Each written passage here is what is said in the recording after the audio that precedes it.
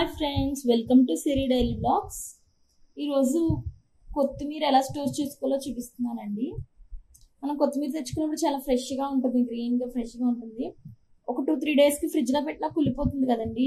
అలా కుళ్ళిపోకుండా ఫ్రెష్గా ఉండాలంటే ఒక చిన్న టిప్ ఉందండి, అది చెప్తాను. ఫస్ట్ మనం కొత్తిమీర తెచ్చుకోగానే ఓపెన్ చేసేసుకుని మొత్తం ఇలా ఇందులో బ్లాక్గా ఉన్నాయన్నీ కూడా తీసేసుకోవాలండి.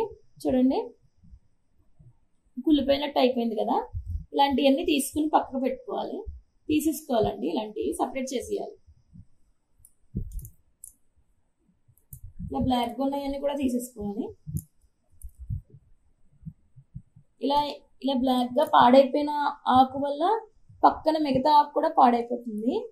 సో ఇలాంటివన్నీ ఫస్ట్ మనం సపరేట్ చేసేసుకుని అప్పుడు స్టోర్ చేసుకోవాలి. తక్కువ కొత్తిమీర అయితే వెంటనే అయిపోతుంది, కానీ కొంచెం ఎక్కువ కొత్తిమీర తెచ్చుకున్నప్పుడు అది స్టోర్ చేసుకున్నా నిలవ ఉండకపోతే పాడైపోతుంది, కుళ్ళిపోయినట్టు అయిపోవడం. అలా కాకుండా ఇలా స్టోర్ చేయండి. ఈసారి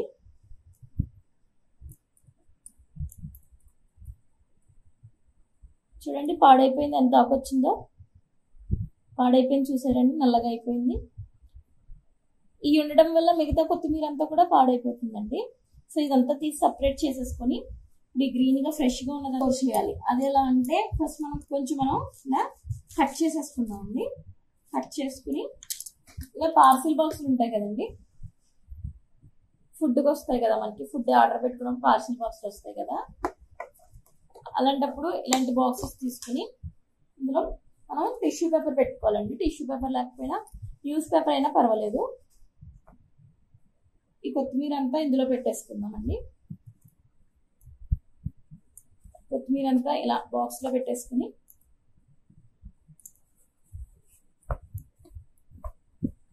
మళ్ళీ టిష్యూ పేపర్తో క్లోజ్ చేసేసుకుని క్యాప్ పెట్టేసుకుని ఫ్రిడ్జ్లో పెట్టేసుకుంటే 10 days అయినా కూడా పాడవకుండా ఉంటుందండి.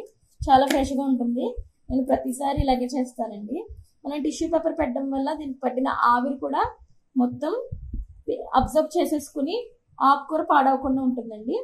ఇలా పెట్టుకుంటే 10 days అయినా కూడా మనకి ఫ్రెష్గా ఉంటుంది ఫ్రిడ్జ్లో. నచ్చితే లైక్ చేయండి, సబ్స్క్రైబ్ చేయండి నా ఛానల్ని. Thank you for watching.